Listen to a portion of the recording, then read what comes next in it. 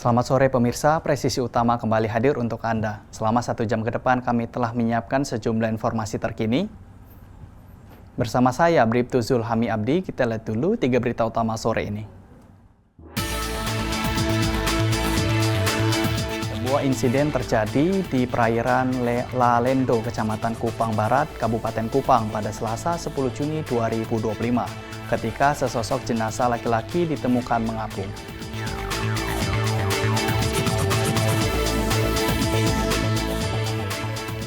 Satu anggota KKB sekaligus kelompok dari pemimpin KKB wilayah Nduga atas nama Pionus Dwi Jangge alias perampok Dwi Jangge tewas dalam kontak tembak dengan Satgas Gakum Ops Damai Kartens 2025.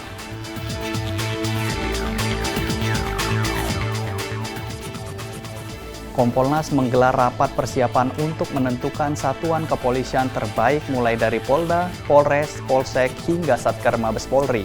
Rapat berlangsung di kantor Kompolnas pada Kamis pagi.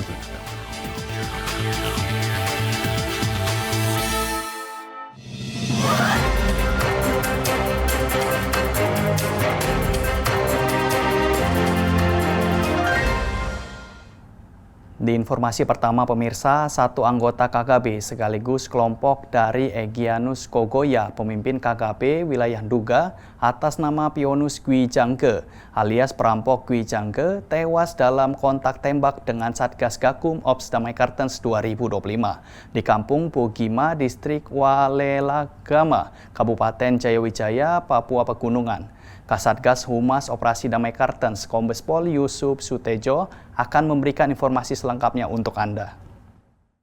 Satu anggota KKB sekaligus keponakan dari Egyanus Kogoya, pemimpin KKB wilayah Nduga atas nama Pionus Dwi Jangge tewas dalam kontak tembak dengan Satgas Gakum Operasi Damai Kartens 2025. Peristiwa terjadi pada hari Senin 9 Juni 2025 lalu di Kampung Bugima, Distrik Walelagama, Kabupaten Jayawijaya, Papua Pegunungan. Pionus mengalami luka tembak di dada kanan yang kemudian jatuh ke jurang dan dinyatakan meninggal dunia. Dari lokasi, aparat mengamankan 2 ons ganja kering, 25 butir amunisi kaliber 9 mm, dan HP milik Egyanus Kogoya. Dari handphone milik Egyanus Kogoya yang berhasil diamankan itu ditemukan dokumentasi foto dan video Egyanus di kebun ganja miliknya di distrik Kurima, Yaukimo. Kebun ganja tersebut diduga dikelola kelompok KKB Egyanus Kogoya dan hasilnya digunakan untuk mendanai KKB seperti pembelian senjata api ilegal. Hal ini menunjukkan bahwa Egyanus Kogoya selain sebagai KKB, dia juga melakukan perbuatan pidana menanam, menjual, dan memakai narkoba jenis ganja. Saat ini, patroli terus ditingkatkan untuk menekan pergerakan KKB dan mencegah peredaran narkotika di wilayah Papua. Kami menghimbau kepada masyarakat agar tetap tenang dan percayakan keamanan kepada aparat penegak hukum. Demikian informasi yang dapat kami sampaikan. Terima kasih. Polri untuk masyarakat. Polri hadir untuk memberikan kenyamanan dan keamanan serta penegakan hukum kepada kelompok kriminal bersenjata. Di Nusa Tenggara Timur, pemirsa, sebuah insiden terjadi di perairan Lalendo, Kecamatan Kupang Barat, Kabupaten Kupang pada Selasa 10 Juni 2025, ketika sesosok jenazah laki-laki ditemukan mengapung. Tim gabungan dari Ditpol Airut Polda Nusa Tenggara Timur bersama Polsek Kupang Barat diterjunkan untuk ke lokasi melakukan evakuasi. Jenazah tersebut ditemukan sekitar 1 mil dari dermaga PLTU Bolok sekitar pukul 07.30 waktu Indonesia bagian tengah. Direktur Polairut Polda Nusa Tenggara Timur Kombes Pol Irwan Devi Nasution menjelaskan, kronologi penemuan jenazah tersebut pada pukul 7.30 waktu Indonesia bagian tengah. Tim SAR Ditpol Airut Polda Nusa Tenggara Timur dan personel kapal kru Martin Teluk Kupang menerima laporan dari masyarakat sekitar PT Tom mengenai adanya jasad yang mengapung.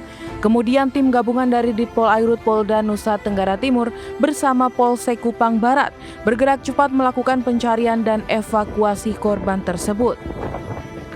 Jenazah kemudian diketahui bernama Tamrin, seorang nelayan berusia 45 tahun, kelahiran Raha, 17 Agustus 1979.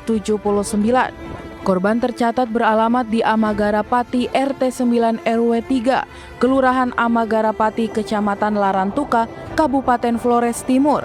Identifikasi awal ini memberikan petunjuk penting bagi pihak keluarga dan proses selanjutnya. Ciri-ciri khusus jenazah saat ditemukan adalah penggunaan celana pendek berwarna hitam. Selain itu, pada tubuh korban juga ditemukan tato pada bagian dada, lengan tangan kiri, dan lengan tangan kanan. Detail ciri-ciri ini menjadi bagian data awal untuk proses identifikasi lebih lanjut oleh pihak berwenang. Saat ini jenazah telah dievakuasi dan dibawa untuk proses identifikasi serta penyelidikan lebih lanjut guna memastikan penyebab pasti kematian. Insiden ini menjadi pengingat akan pentingnya kewaspadaan bagi para nelayan dan masyarakat yang beraktivitas di perairan, serta kesiapan tim SAR dalam merespons setiap kejadian darurat di laut. Dari Humas Polda Nusa Tenggara Timur melaporkan untuk Polri TV.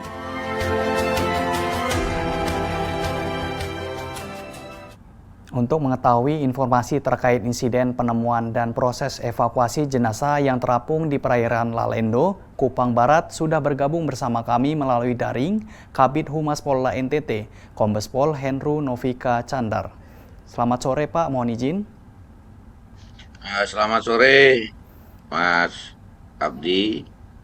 Baik Pak, bisa dijelaskan secara rinci kronologi penemuan jenazah di perairan Lalendo pada Selasa 10 Juni 2025, mulai dari laporan awal hingga proses evakuasi ke Mako Ditpol Airut Polda NTT. Oh ya, jadi kronologis kejadian tersebut ada dua peristiwa berdasarkan waktu. Jadi kronologis awal kejadian pada hari Sabtu tanggal 7 Mei 2025 di wilayah perairan Teluk Kupang saat kru kapal patroli Pemana sedang melaksanakan patroli rutin. Mereka melihat ada kapal nelayan KMN Expander melambaikan tangan, memberikan isyarat bahwa terdapat seseorang individu yang sedang berenang secara tidak wajar sedang di tengah laut dan ada isyarat untuk minta tolong.